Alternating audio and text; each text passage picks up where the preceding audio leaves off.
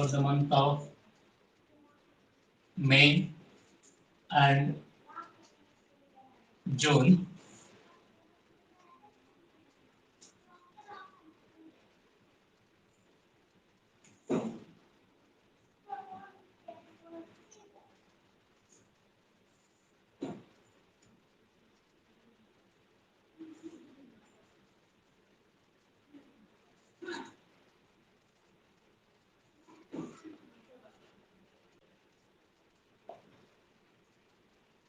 May and June.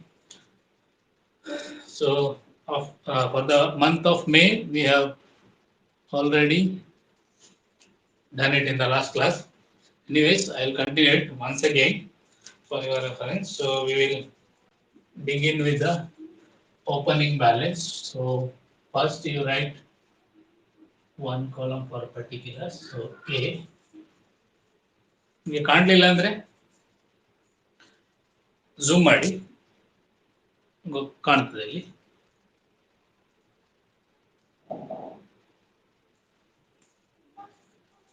So with the opening balance we are starting always. First we are writing opening balance. ಎಷ್ಟು ಬರ್ದಿತ್ತು ನಾವು opening balance last class ಅಲ್ಲಿ 4,50,000. This is the closing balance of April. So for that B, add receipts. Add receipts. So receipts ಅಲ್ಲಿ ಯಾವ್ದೆಲ್ಲ add ಮಾಡಿದ್ ನಾವು first one cash sales. So what is the cash sales? Total cash sales for the month of May is 7 lakh. So out of which 50%. ಇದು ನಾವು last class ಅಲ್ಲಿ ಬರ್ದಿದ್ದೇವೆ. So 7 lakh is the cash sales. Then second item ನಾವು ಬರ್ದಿರುವಂತದ್ದು in the last class it is receipts from debtors or cash received from debtors. This we have written as 5,30,400. ಅದು ಹೇಗೆ ಬಂತು ಅಂತ ಹೇಳುವಂತದ್ದು the last class we have calculated it. Cash received from debtors. ಬೇಕಾದ್ರೆ ಮತ್ತೊಮ್ಮೆ ಮಾಡೋಣ ಅದು ಹೇಗೆ ಬಂತು ಅಂತ ಹೇಳುವಂತದ್ದು. So interest on fixed deposit. Interest on fixed deposit. Interest on fixed deposit rupees 3,000. Interest on fixed deposit is 3,000. Then next one is sale of old machine. ಇಷ್ಟು ನಾವು last class ಅಲ್ಲಿ ಮಾಡಿದ್ವಿ. Sale of old machinery. Sale of old machinery is 1,25,000.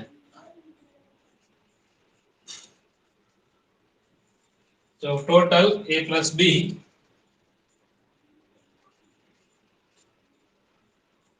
total cash A plus B, that is opening balance plus cash received during the month of May 2005. So it is 18,08,400. 18,08,400 is the total cash available. So then C less payments. Payments we have to deduct. All the payments made in the month of May we have to deduct. So which are the payments made in the month of May? First one is cash purchases. Cash purchases. So that we have written in the last class, that is 3 lakh is the cash purchases. Then payment to creditors. Payment to creditors 2,12,500. Next one is wages and salary. wages and salary, that is 2,95,000. 50% of May and 50% of April. So ಇದು ನಾವು 2 month ಇದು ನಾವು consider ಮಾಡಿ 50% 50%. ಮೇ ಮತ್ತು June ಆ ತಿಂಗಳದ್ದು next month ಇದು ಅಂತೇಳಿ ನಾವು ಕನ್ಸಿಡರ್ ಮಾಡ್ತೀವಿ. 50% of previous month and 50% of the same month, April and May. Then what other payment? Excise duty.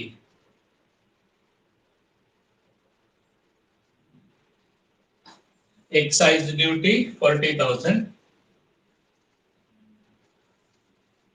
Then income tax. Income tax.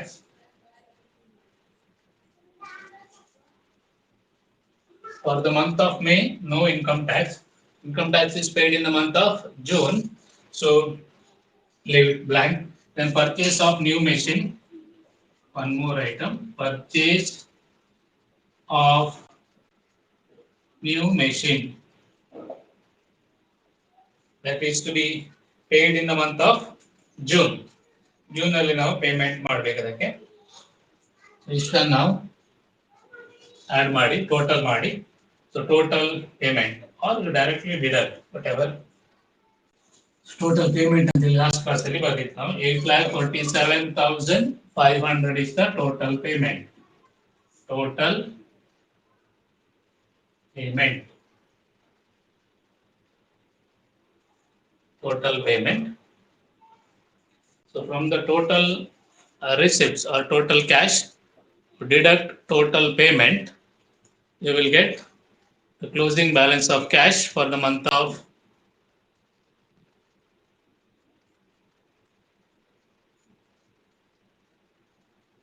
May. Right? Total payment. See. So we'll write it as C. Closing balance.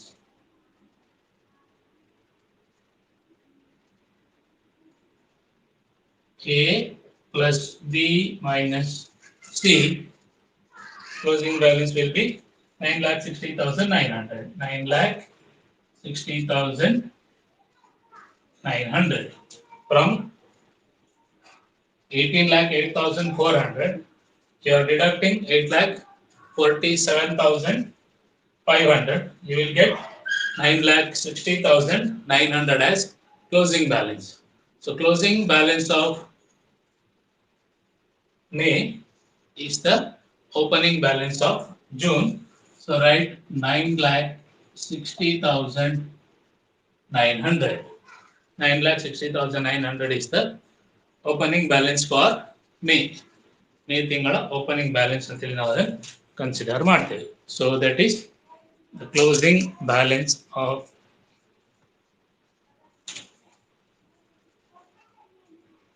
May is the opening balance of June. Now we will begin with the receipt in the month of June. June into receipts ಯಾವುದೆಲ್ಲ ಅಂತೇಳಿ calculate ಮಾಡಬೇಕು ಈಗ. So in the last class we have calculated the receipt for May. In the similar manner we have to calculate the receipt for June now. June into receipts and calculate ಮಾಡಬೇಕು. The first receipt is cash sale. What is the cash sale for the month of June? June into cash sale is to, in the problem it is given the cash sale is a total sale is 16 lakh, out of which 50% is cash sale, right? 50% ಅಂದ್ರೆ ಎಷ್ಟಾಗ್ತದೆ? It comes to 8 lakh rupees. Right, this 8 lakh rupees cash sale. Then receipt from debtors, cash received from debtors. So how to calculate cash received from debtors? You make a note, working note ಅಂತೇಳಿ ಬರ್ಕೊಳ್ಳಿ. Calculation of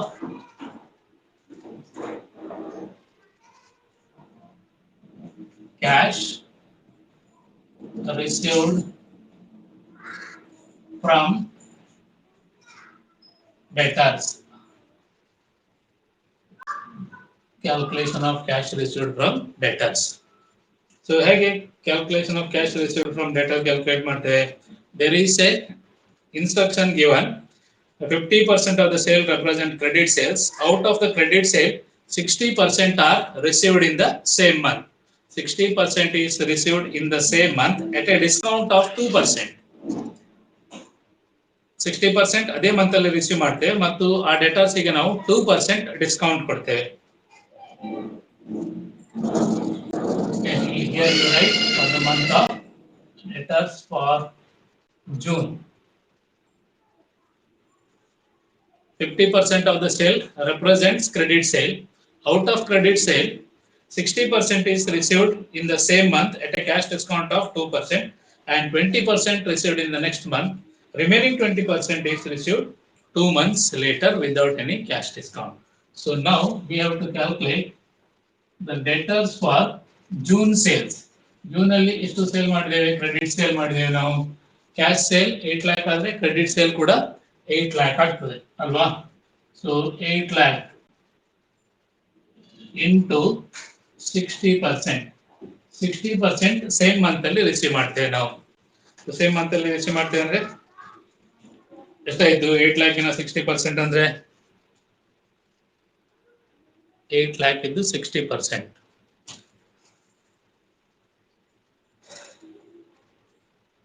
ಎಷ್ಟು?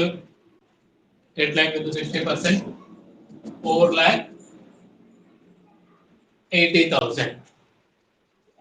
4,80,000 less discount 2%. 2% ನಾವು discount ಕೊಡ್ತೇವೆ ಇಲ್ಲಿ.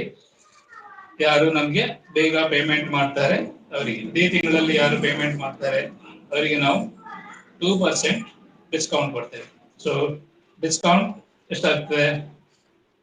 9,600 discount ಆಗ್ತದೆ.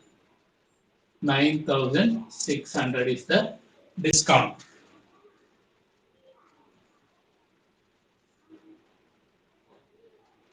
$4,70,400.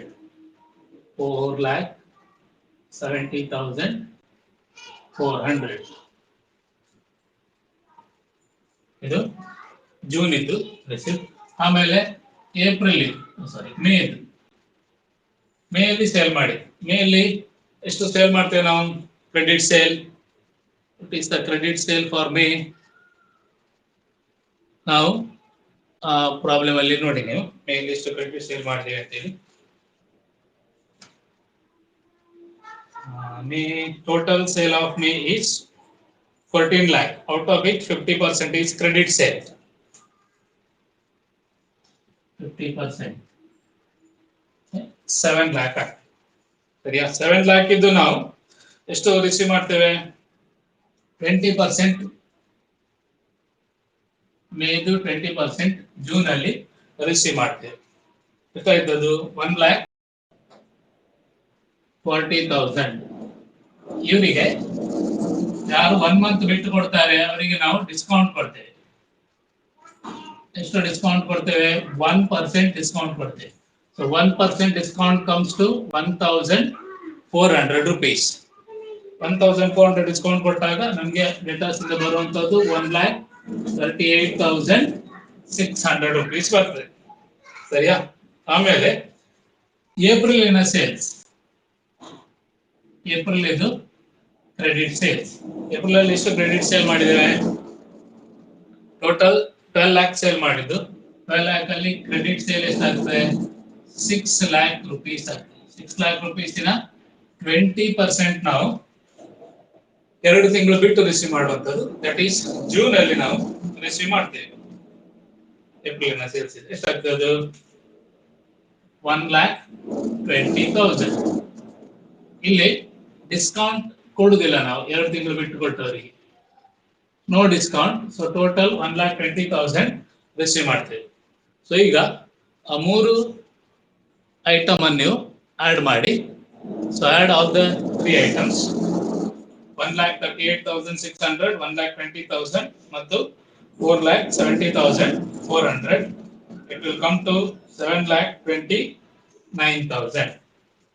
So 7,29,000 ಆಗ್ತದೆ total receipt from debtors. This is the receipt from debtors. 7,29,000 is total receipt from debtors.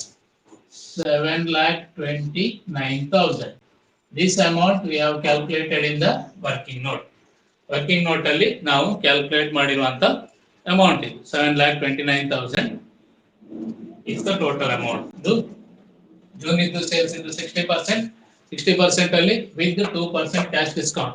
Those debtors who are paying in the same month are to be given 2% discount. So for like 80,000 ಗೆ 9,600 discount ಕೊಡ್ತೀರಾ. Then mainly sale ಮಾಡಿರುವಂತದ್ದು 20% is received in the month of June. So those debtors who are paying in the very next month are given 1% discount. So that amount comes to 1,38,600. Then for April sales, 20% is received in the month of June. That is 2 months after. Without any discount, entire 1,20,000 is received. So ಇಲ್ಲಿ total 60%, 20%, 20%, 100% ನಾವು ಬೇರೆ ಬೇರೆ time ಅಲ್ಲಿ receive ಮಾಡ್ತೇವೆ. ಆಯಾ ಮಂತಿನ credit ಸೇಲಿನ 60% ಅದೇ month ಅಲ್ಲಿ receive ಮಾಡ್ತೇವೆ. ಉಳಿದ 20% ನೆಕ್ಸ್ಟ್ ಮಂತ್ ಅಲ್ಲಿ ರಿಸೀವ್ ಮಾಡ್ತೇವೆ. ಇನ್ನುಳಿದ 20% 2 ತಿಂಗಳು ಬಿಟ್ಟು ರಿಸೀವ್ ಮಾಡ್ತೇವೆ. ಅಂದ್ರೆ ಏಪ್ರಿಲ್ ಅಲ್ಲಿ ಸೇಲ್ ಮಾಡಿರುವಂತದ್ರದ್ದು ಏನ್ ಮಾಡಿದ್ ನಾವು 60% ಏಪ್ರಿಲ್ ಅಲ್ಲಿ ರಿಸೀವ್ ಮಾಡಿದ್ದೇವೆ, 20% ಮೇ ಅಲ್ಲಿ, 20% ಜೂನ್ ಅಲ್ಲಿ. ಮೇ ಅಲ್ಲಿ ಸೇಲ್ ಮಾಡಿರುವಂತದ್ದು ಮೇ ಅಲ್ಲಿ ನಾವು 60% ರಿಸೀವ್ ಮಾಡಿದ್ದೇವೆ, ಜೂನ್ ಅಲ್ಲಿ 20% ರಿಸೀವ್ ಮಾಡ್ತೇವೆ. ಇನ್ನು ಉಳಿದಿರುವಂತದ್ದು ಜುಲೈ ಅಲ್ಲಿ ರಿಸೀವ್ ಮಾಡ್ತೇವೆ, ಅದು ನಮ್ಗೆ ಇಲ್ಲಿ ಬರುವುದಿಲ್ಲ. ಜೂನ್ ಅಲ್ಲಿ ಸೇಲ್ ಮಾಡಿರುವಂತದ್ದು 60% ಅದೇ ತಿಂಗಳಲ್ಲಿ ರಿಸೀವ್ ಮಾಡ್ತೇವೆ. ಸೊ ಅದು with 2% cash discount, 2% cash discount ಕೊಟ್ಟು ರಿಸೀವ್ ಮಾಡ್ತೇವೆ. So total amount received from debtors is 7,29,000 ಆಗ್ತದೆ. ನೆಕ್ಸ್ಟ್ ಏನು ರಿಸಿಪ್ಟ್ ಇದೆ ನಮಗೆ ಇಲ್ಲಿ, ಇಂಟ್ರೆಸ್ಟ್ ಆನ್ ಡೆಪಾಸಿಟ್. ಇದು ಪ್ರತಿ ತಿಂಗಳು ಕೊಡ್ತಾರೆ ಅಂತ ಹೇಳಿದ್ದಾರೆ. ಸೊ ಪ್ರತಿ ತಿಂಗಳು ಕೊಡುವ ಕಾರಣ ಪ್ರತಿ ತಿಂಗಳಿಗೆ ನೀವು ಬರಿಬೇಕು interest on fixed deposit. Then sale of old machinery only in the month of May. April ಅಲ್ಲಿ ಸೇಲ್ ಮಾಡಿದ್ದು ಅದು ಮೇ ಅಲ್ಲಿ ನಾವು ರಿಸೀವ್ ಮಾಡ್ತೇವೆ. Old machine is sold in April for rupees 1,25,000 and the payment is expected to be received in the month of May ಅಂತ ಹೇಳಿ ಕೊಟ್ಟಿದ್ದಾರೆ. So May ಅಲ್ಲಿ ನಾವು ರಿಸೀವ್ ಮಾಡಿದ್ದೇವೆ, ಮೇ ಅಲ್ಲಿ ಬರ್ದಾಗಿದೆ. ಜೂನಿಗೆ ಬರುವಾಗ ಅಲ್ಲಿ ರಿಸಿಪ್ಟ್ ಸೇಲ್ ಆಫ್ ಓಲ್ಡ್ ಮೆಷಿನರಿಗೆ ಅಮೌಂಟ್ ಇರುವುದಿಲ್ಲ. ಕ್ಲಿಯರ್? ಸೊ ಟೋಟಲ್ ಮಾಡಿ, what is the total cash? 24,92,000. 24,92,900 is the total cash available in the month of June. Now you deduct the payments made in the month of June. June ಅಲ್ಲಿ ಏನೆಲ್ಲ payment ಮಾಡ್ತೀರಿ ಆ payment ಅನ್ನು ನೀವು deduct ಮಾಡಬೇಕು. ಓಕೆನಾ? Payment to first one cash purchases. So what is the cash purchase made in the month of June? Total purchase ನೋಡಿ, out of total purchase what is the cash purchase? You write it in the cash purchases column. So total purchases for June is 8 lakh rupees. 8 lakh rupees ಅಲ್ಲಿ 50% is credit purchase and 50% is cash purchase. 50% credit purchase, 50% cash purchase ಆಗ್ತದೆ. So 8 lakh ಅಲ್ಲಿ 50% ಅಂದ್ರೆ 4 lakh rupees. Then payment to creditors. Next you have to calculate payment to creditors. ಏನು ಹೇಳಿದ್ದಾರೆ ಇಲ್ಲಿ? 50% of the purchase represent credit purchase. Out of credit purchase, 50% is payable in the same month, 25% in the next month, and remaining 25% after 2 months. So here no question of discount. Discount in ಬಗ್ಗೆ ಯಾವುದೇ mention ಮಾಡಲಿಲ್ಲ. So now you calculate the cash paid to creditors. Payment to creditors calculate ಮಾಡೋಣ. Payment to creditors. Calculation of payment to creditors. Calculation of payment creditors in June. ಈಗ ಇಲ್ಲಿ ಫಸ್ಟಿಗೆ June ಇದ್ದು purchase ಮಾಡಿರುವಂತದ್ದು 50% credit purchase ಆದ ಕಾರಣ so ನಾವು ಹೇಗೆ ಕ್ಯಾಲ್ಕುಲೇಟ್ ಮಾಡಬೇಕು 50% ಜೂನ್ ಇದ್ದು ಟೋಟಲ್ ಪರ್ಚೇಸ್ ಎಷ್ಟು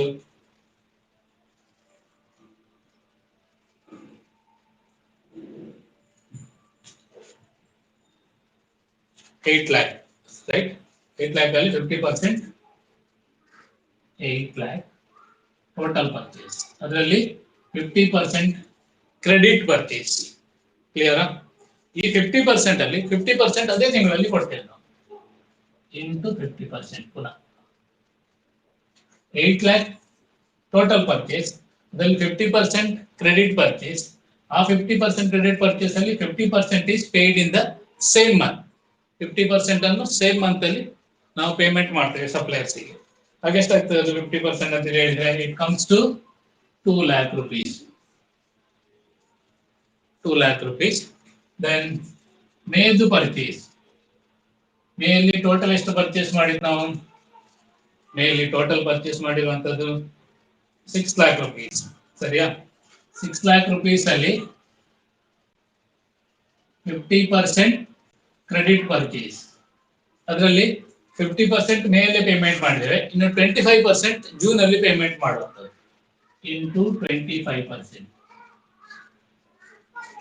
6 lakh into 50% ಅಂದ್ರೆ it comes to 3 lakh 3 lakh ಇದು ನಮಗೆ 25% ಅಂತ ಹೇಳಿದ್ರೆ 75,000 ಆಗ್ತದೆ 75,000 ಮೇ ಅಲ್ಲಿ ಪರ್ಚೇಸ್ ಮಾಡಿರೋದು 25% ನಾವು ಜೂನ್ ಅಲ್ಲಿ ಪೇಮೆಂಟ್ ಮಾಡ್ತೇವೆ ಆಮೇಲೆ ಏಪ್ರಿಲ್ ಅಲ್ಲಿ ಪರ್ಚೇಸ್ ಮಾಡಿದ್ದು ಏಪ್ರಿಲ್ ಅಲ್ಲಿ ಎಷ್ಟು ಪರ್ಚೇಸ್ ಮಾಡಿದ್ದೇವೆ ನಿಮಗೆ ಪ್ರಾಬ್ಲಮ್ ಅಲ್ಲಿ ಕೊಟ್ಟಿದ್ದಾರೆ ಏಪ್ರಿಲ್ ಇದು 5 lakh ಪರ್ಚೇಸ್ ಮಾಡಿದ್ದಾರೆ ಏಪ್ರಿಲ್ ಅಲ್ಲಿ ಟೋಟಲ್ ಪರ್ಚೇಸ್ ಈ ಕ್ರೆಡಿಟರ್ಸ್ ಕ್ಯಾಲ್ಕುಲೇಟ್ ಮಾಡುವಾಗ ಕ್ರೆಡಿಟ್ ಪರ್ಚೇಸ್ ಮಾತ್ರ ಬೇಕು ನಮಗೆ ಟೋಟಲ್ ಪರ್ಚೇಸ್ ಅಲ್ಲಿ 50% ಕ್ರೆಡಿಟ್ ಪರ್ಚೇಸ್ ಈ 50% ಕ್ರೆಡಿಟ್ ಪರ್ಚೇಸ್ ಅಲ್ಲಿ 50% ಏಪ್ರಿಲ್ ಅಲ್ಲಿ ಪೇಮೆಂಟ್ ಮಾಡ್ತಾರೆ 25% ಮೇ ಅಲ್ಲಿ ಪೇಮೆಂಟ್ ಮಾಡ್ತಾರೆ ಇನ್ನು ಉಳಿದ 25% ಜೂನ್ ಅಲ್ಲಿ ಪೇಮೆಂಟ್ ಮಾಡ್ತಾರೆ ಎಷ್ಟಾಗ್ತದೆ 50% ಇದ್ದು 5 lakh ಇದ್ದು 50% ಅಂತ ಹೇಳಿದ್ರೆ 2,50,000 ಆಗ್ತದೆ 2,50,000 ಇದ್ದು 25% ಅಂತ ಹೇಳಿದ್ರೆ 62,500 ಆಗ್ತದೆ 62,500 ಆಯ್ತು payment to creditors in the month of June for April purchase. April ಏನು ಪರ್ಚೇಸ್ ಇದ್ದು 25%, ಮೇ ಇದು ಪರ್ಚೇಸ್ ಇದ್ದು 25%, ಜೂನ್ ಇದು ಕ್ರೆಡಿಟ್ ಪರ್ಚೇಸ್ ಇದ್ದು 50%. ಜೂನ್ ಅಲ್ಲಿ ಟೋಟಲ್ 8 lakh ಪರ್ಚೇಸ್ ಮಾಡಿದ್ದು ಅದರಲ್ಲಿ 50% ಕ್ರೆಡಿಟ್ ಪರ್ಚೇಸ್ ಆ 50% ಅಲ್ಲಿ 50% ಅದೇ ಮಂತ್ ಅಲ್ಲಿ ಪೇಮೆಂಟ್ ಮಾಡ್ತೇವೆ 8 lakh ಅಲ್ಲಿ 4 ಲಕ್ಷ ಕ್ರೆಡಿಟ್ ಪರ್ಚೇಸ್ 4 ಲಕ್ಷದಲ್ಲಿ 50% ಜೂನ್ ಅಲ್ಲಿ ನಾವು ಪೇಮೆಂಟ್ ಮಾಡಬೇಕು 4 ಲಕ್ಷದ 50% ಅಂದ್ರೆ 2 lakh ಆಗ್ತದೆ ಆಮೇಲೆ ಮೇ ಅಲ್ಲಿ 6 ಲಕ್ಷ ಪರ್ಚೇಸ್ ಮಾಡಿದ್ದೇವೆ ಅದರಲ್ಲಿ 50% ಕ್ರೆಡಿಟ್ ಪರ್ಚೇಸ್ ಇಲ್ಲಿ 50% ಮೇ ಅಲ್ಲಿ ಪೇಮೆಂಟ್ ಮಾಡಿದೆ 50% ಜೂನ್ ಅಲ್ಲಿ ಪೇಮೆಂಟ್ ಮಾಡುವಂತದ್ದು ಸಾರಿ 25% ಜೂನ್ ಅಲ್ಲಿ ಪೇಮೆಂಟ್ ಮಾಡುವಂತದ್ದು ಅದು ನಿಮಗೆ 6 ಲಕ್ಷದ 50% ಅಂದ್ರೆ 3 lakh 3 lakh ನ 25% ಅಂದ್ರೆ 75,000 ಆಗ್ತದೆ ಪುನಃ ಏಪ್ರಿಲ್ ಅಲ್ಲಿ ಟೋಟಲ್ 5 lakh ಪರ್ಚೇಸ್ ಮಾಡಿದ್ದೇವೆ ಅದರಲ್ಲಿ 50% ಕ್ರೆಡಿಟ್ ಪರ್ಚೇಸ್ 2.5 ಲಕ್ಷ ಆಯ್ತು 2.5 ಲಕ್ಷದಲ್ಲಿ ನಾವೇನ್ ಮಾಡಿತ್ತು 50% ಏಪ್ರಿಲ್ ಅಲ್ಲಿ ಪೇಮೆಂಟ್ ಮಾಡಿದ್ದೇವೆ 25% ಮೇ ಅಲ್ಲಿ ಪೇಮೆಂಟ್ ಮಾಡಿದ್ದೇವೆ 25% ಜೂನ್ ಅಲ್ಲಿ 2 ತಿಂಗಳು ಬಿಟ್ಟು ಕೊಡುತ್ತೆ ಏಪ್ರಿಲ್ ಪರ್ಚೇಸ್ ಇತ್ತು ಮೇ ಜೂನ್ 2 ತಿಂಗಳು ಬಿಟ್ಟು 25% ಕೊಡ್ತೇವೆ ಅದು 62,500 ಆಗ್ತದೆ ಸೊ ಇದು ಮೂರನ್ನು ಟೋಟಲ್ ಮಾಡಿ 3,37,500 ಆಗ್ತದೆ 3,37,500 ಆಯ್ತು so this amount is to be written here 3,37,500 3,37,500 ಬರೀತೀರಿ ನೀವು ಅಲ್ಲಿ ಸೊ ಇಸ್ ದಟ್ ಕ್ಲಿಯರ್ ಆಮೇಲೆ ವೇಜಸ್ ಅಂಡ್ ಸ್ಯಾಲರೀಸ್ ಗೆ ಏನು ಹೇಳಿದ್ದಾರೆ ನೋಟ್ ಅಲ್ಲಿ 50% of the wages and salaries are payable in the next month ಅಲ್ಲಿ ಪೇಮೆಂಟ್ ಮಾಡೋದು 50% ಆಗ ಮೇದು 50% ಕೊಡ್ತಾರೆ ಜೂನ್ ಇದು 50% ಕೊಡ್ತಾರೆ ಸೊ ಎರಡನ್ನು ನೀವು ಆಡ್ ಮಾಡಿ ಬರೀಬೇಕು ಮೇದು 50% ಮತ್ತು ಜೂನ್ ಇದು 50% ಅದು ಆಡ್ ಮಾಡಿ ಬರೆಯುವಾಗ 3,55,000 3,55,000 ಮೇದು ಸ್ಯಾಲರಿ ಮತ್ತು ವೇಜಸ್ ಅದರ 50% ಎಷ್ಟು ಜೂನ್ ಇದ್ದು 50%. So May salaries and wages 3 lakh rupees. 3 lakh rupees ಇದ್ದು ನಾವು 50% ತಗೊಳ್ತೇವೆ, 1,50,000 ಆಗ್ತದೆ.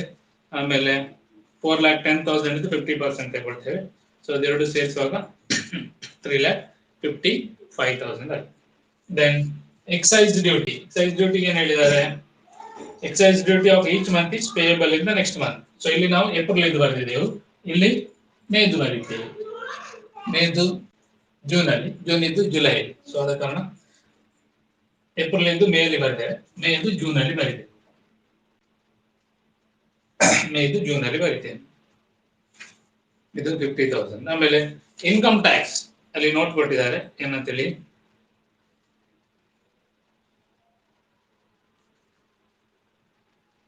ಪ್ರಾಬ್ಲಮ್ ಅಲ್ಲಿ ಕೊಟ್ಟಿದ್ದಾರೆ.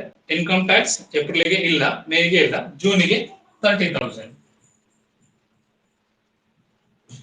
ಏಪ್ರಿಲ್ಗೆ ಇಲ್ಲ, ಮೇಗೆ ಇಲ್ಲ, ಜೂನಿಗೆ 30,000. ಆಮೇಲೆ purchase of machine adjustment number 6 ಅಲ್ಲಿ ಕೊಟ್ಟಿದ್ದಾರೆ, 7ರಲ್ಲಿ. A new machine is expected to be purchased in the month of May for rupees 2 lakh and payment is made in June. May ಅಲ್ಲಿ ಒಂದು ಪರ್ಚೇಸ್ ಮಾಡಿದ್ದೇವೆ, ಅದಕ್ಕೆ ಪೇಮೆಂಟ್ ನಾವು ಜೂನ್ ಅಲ್ಲಿ ಮಾಡ್ತೇವೆ ಅಂತ ಹೇಳಿದೆ. ಸೊ ಜೂನ್ ಅಲ್ಲಿ 2 lakh rupees ನಾವು ಪೇಮೆಂಟ್ ಮಾಡ್ತೇವೆ for the purchase of machine, 2 lakh. So ಇಷ್ಟು ಟೋಟಲ್ ನಾವು ಪೇಮೆಂಟ್ ಮಾಡಿರೋದು. ಸೊ ಟೋಟಲ್ ಪೇಮೆಂಟ್ ಆಡ್ ಮಾಡಿ comes to 13,72,500. 13,72,500 is the total payment made. So now you calculate the closing balance. Closing balance calculate ಮಾಡಬೇಕು. Closing balance is 11,20,400. 11,20,400 is the closing balance of cash at the end of June. June ಅಲ್ಲಿ closing balance 11,20,400 ಆಗ್ತದೆ. So ಇಷ್ಟು cash budget ನಾವು 2 ತಿಂಗಳದ್ದು prepare ಮಾಡಲಿಕ್ಕೆ ಕೊಟ್ಟಿದ್ದಾರೆ. 2 ತಿಂಗಳ cash budget prepare ಮಾಡಿದ್ದೇವೆ. So ಇಲ್ಲಿ ನಮಗೆ ಕ್ಯಾಲ್ಕುಲೇಷನ್ ಇರುವಂತದ್ದು calculation of payment to debtors and calculation of payment to creditors. ಡೆಟರ್ಸ್ಗೆ ಮತ್ತು ಕ್ರೆಡಿಟರ್ಸ್ಗೆ ಎಷ್ಟು ಪೇಮೆಂಟ್ ಮಾಡಿದ್ದೀರಿ ಅದನ್ನು ಕ್ಯಾಲ್ಕುಲೇಟ್ ಮಾಡಲಿಕ್ಕೆ ಇರ್ತದೆ. ಮತ್ತೆಲ್ಲ ಯೂಶುವಲಿ ಸಿಂಪಲ್ ಇರ್ತದೆ ಹೆಚ್ಚಿನ ಪ್ರಾಬ್ಲಮ್ ಅಲ್ಲಿ. ಇನ್ನು 3 months ಇದ್ದು ಕ್ಯಾಶ್ ಬಜೆಟ್ ಮಾಡ್ಲಿಕ್ಕೆ ಹೇಳ್ತಾರೆ, ಕೆಲವು ಸಲ 4 month ಇದ್ದು ಕ್ಯಾಶ್ ಬಜೆಟ್ ಮಾಡ್ಲಿಕ್ಕೆ ಹೇಳ್ತಾರೆ. So depending upon the question asked we have to prepare the cash budget for the asked period. ಯಾವ ಪೀರಿಯಡ್ಗೆ ಕೇಳ್ತಾರೆ ಆ ಪೀರಿಯಡ್ಗೆ ನಾವು ಪ್ರಿಪೇರ್ ಮಾಡಬೇಕು. So you should be careful while preparing cash budget that payment accrues in one particular period and payments are made in other point of time or other period. ಅದು ನಾವು ಆಗ ಹೇಳಿದಾಗೆ ಪರ್ಚೇಸ್ ಒಂದು ತಿಂಗಳಲ್ಲಿ ಮಾಡ್ತೇವೆ, ಪೇಮೆಂಟ್ ಬೇರೆ ಬೇರೆ ತಿಂಗಳಲ್ಲಿ ಮಾಡ್ತಾ ಹೋಗ್ತೇವೆ. ನಮ್ಮ ಹತ್ರ ದುಡ್ಡು ಬಂದಾಗಿ ನಾವು ಪೇಮೆಂಟ್ ಮಾಡುವಂಥದ್ದು. ಸಪ್ಲೈಯರ್ಸ್ ಏನ್ ಹೇಳ್ತಾರೆ ನಮ್ಗೆ ಈ ಪ್ರಾಬ್ಲಮ್ ಅಲ್ಲಿ, ನಾವು ನಿಮಗೆ ಕ್ರೆಡಿಟ್ ಸೇಲ್ ಮಾಡ್ತೇವೆ, 50% ಅದೇ ತಿಂಗಳಲ್ಲಿ ಕೊಡಬೇಕು, ಇನ್ನುಳಿದ 25% ನೆಕ್ಸ್ಟ್ ಮಂತ್ ಅಲ್ಲಿ ಕೊಡಬೇಕು, ಇನ್ನುಳಿದ 25% 2 ತಿಂಗಳು ಬಿಟ್ಟು ಕೊಡಬೇಕು ಅಂತ ಹೇಳ್ತಾರೆ. ನಾವು ಕಸ್ಟಮರ್ಸ್ಗೆ ಕೂಡ ಅದೇ ಕಂಡೀಷನ್ ಆಗ್ತೇವೆ. ಏನ್ ಕಂಡೀಷನ್ ಆಗ್ತೇವೆ ಕಸ್ಟಮರ್ಸ್ಗೆ ಸೇಲ್ ಮಾಡಿದಾಗ 60% ಅದೇ ತಿಂಗಳಲ್ಲಿ ಕೊಡಬೇಕು ಅಂತ ಹೇಳ್ತೇವೆ ನಾವು. 20% ನೆಕ್ಸ್ಟ್ ಮಂತ್ ಅಲ್ಲಿ ಕೊಡಿ, ಇನ್ನುಳಿದ 20% ನೆಕ್ಸ್ಟ್ ಮಂತ್ ಅಲ್ಲಿ ಕೊಡಿ ಅಂತ ಹೇಳ್ತೇವೆ. ಆಗ ಕಸ್ಟಮರ್ಸ್ ಕೊಟ್ಟ ದುಡ್ಡು ಅಂತ ತಗೊಂಡು ನಾವು ಕ್ರೆಡಿಟರ್ಸ್ಗೆ ಪೇಮೆಂಟ್ ಮಾಡ್ಲಿಕ್ಕೆ ಪ್ಲಾನಿಂಗ್ ಮಾಡುವಂಥದ್ದು. How to manage the cash ಅಂತ, ಕ್ಯಾಶ್ ಯಾವ ರೀತಿಯಲ್ಲಿ ಮ್ಯಾನೇಜ್ ಮಾಡಬೇಕು ಅಂತ ಹೇಳುವಂಥದ್ದು ಪ್ಲಾನಿಂಗ್ ಮಾಡೋದಕ್ಕೋಸ್ಕರ ಈ ರೀತಿಯಲ್ಲಿ ಕ್ಯಾಶ್ ಬಜೆಟ್ ನಾವು ಪ್ರಿಪೇರ್ ಮಾಡ್ಲಿಕ್ಕೆ ಇರ್ತೇವೆ. So that is very important aspect ಆಗಿರುತ್ತೆ ಇಲ್ಲಿ ನಮಗೆ ಕ್ಯಾಶ್ ಬಜೆಟ್ ಪ್ರಿಪೇರ್ ಮಾಡುವಾಗ.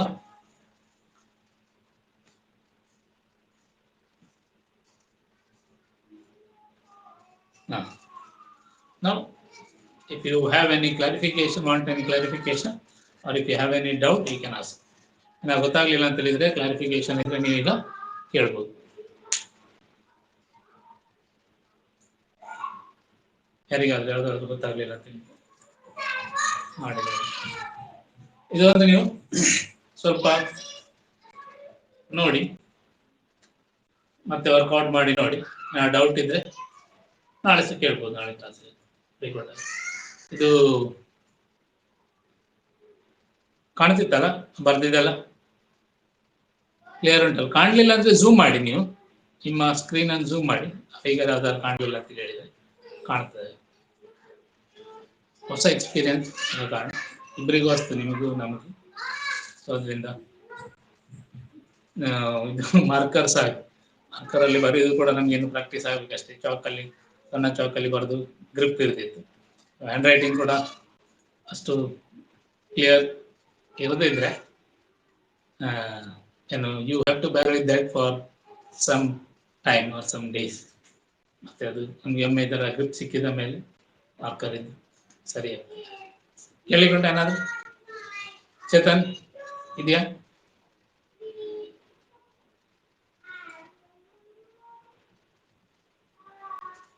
ಯಾರಿದ್ದೀರಿ? ಕೇಳಿದ್ದಿದ್ರೆ ಕೇಳಿ. ಕ್ವಶನ್ ಸರಿಯಾದ್ರು ಕೇಳಲಿಕ್ಕಿದ್ರೆ ನಿಮ್ಮನ್ನು ಅನ್ಮ್ಯೂಟ್ ಮಾಡಿ ಕೇಳಿ.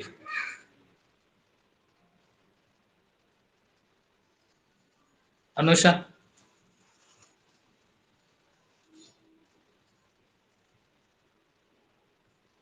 Any question? ಇದು ಮಾತ್ರ ನಮಗೆ ಇಲ್ಲಿ ಪೇಮೆಂಟ್ ಡೇಟಾ ಮತ್ತು ಪೇಮೆಂಟ್ ಇಲ್ಲಿ ಏನ್ ಹೇಳಿದ್ದಾರೆ? Cash receive from datas calculate ಮಾಡುವಾಗ ಟೋಟಲ್ ಸೇಲ್ಸ್ ಅಲ್ಲಿ 50% cash sale, 50% credit sale. So ಆ ಕ್ಯಾಶ್ ಸೇಲ್ ಅಲ್ಲಿ ಅದೇ ಮಂತ್ ಅಲ್ಲಿ ನಾವು ಪೇಮೆಂಟ್ ಮಾಡ್ತೇವೆ, ಅದನ್ನು ನೀವು ಕೂಡಲೇ ಬರಿಬೇಕಲ್ಲಿ.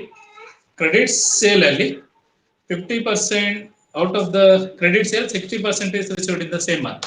ಅದೇ ತಿಂಗಳಲ್ಲಿ 60% ರಿಸೀವ್ ಮಾಡ್ತೇವೆ, ಅಲ್ಲಿ ಜಾಗ್ರತೆ ಇರಬೇಕು. ಆಗ ಮೇದು ಕ್ಯಾಲ್ಕುಲೇಟ್ ಮಾಡುವಾಗ ಇಲ್ಲಿ ಮೇ ತಿಂಗಳ 60% ಇದರಲ್ಲಿ ಆಡ್ ಆಗಿದೆ, ಪ್ಲಸ್ ಏಪ್ರಿಲ್ ಇದು 20% ಇದರಲ್ಲಿ ಆಡ್ ಆಗಿದೆ. ಮಾರ್ಚ್ ಇದು ಡೀಟೇಲ್ಸ್ ಕೊಡ್ಲಿಲ್ಲ, ನಿಮಗೆ ಮಾರ್ಚ್ ಇದು ಡೀಟೇಲ್ಸ್ ಕೊಟ್ರೆ ಅದನ್ನು ಕೂಡ ಇಲ್ಲಿ ಆಡ್ ಮಾಡಬೇಕಿತ್ತು. ರಿಸಿಪ್ಟ್ ಫ್ರಮ್ ಡೇಟಾಸ್ ಮಾಡುವಾಗ ನಾವು 2 ತಿಂಗಳ ಇದು ಮಾತ್ರ ನಾವು ಕನ್ಸಿಡರ್ ಮಾಡಬೇಕು. ಅಲ್ಲಿ ಒಂದು ಏಪ್ರಿಲ್ ಸೇಲ್ ಇದು 20%, ಇನ್ನೊಂದು ಮೇದು ಸೇಲ್ ಇದು 50%. ಇಲ್ಲಿ ಡಿಸ್ಕೌಂಟ್ ಇದೆ, ಸೊ ಆ ಡಿಸ್ಕೌಂಟ್ ಅನ್ನು ನಾವು ಕನ್ಸಿಡರ್ ಮಾಡಬೇಕು. ಏಪ್ರಿಲ್ ಸೇಲಿನ 60% ರಿಸೀವ್ ಮಾಡುವಾಗ 2% ಡಿಸ್ಕೌಂಟ್ ಕೊಟ್ಟು ಕ್ಯಾಲ್ಕುಲೇಟ್ ಮಾಡಬೇಕು. ಮೇ ತಿಂಗಳ ರಿಸಿಪ್ಟ್ ಕ್ಯಾಲ್ಕುಲೇಟ್ ಮಾಡುವಾಗ ಎಷ್ಟು? ಮೇ ತಿಂಗಳದ್ದು 60%, ಏಪ್ರಿಲ್ 20%. 20% ರಿಸೀವ್ ಮಾಡುವಾಗ 1% ಡಿಸ್ಕೌಂಟ್ ಕೊಡ್ತೇವೆ.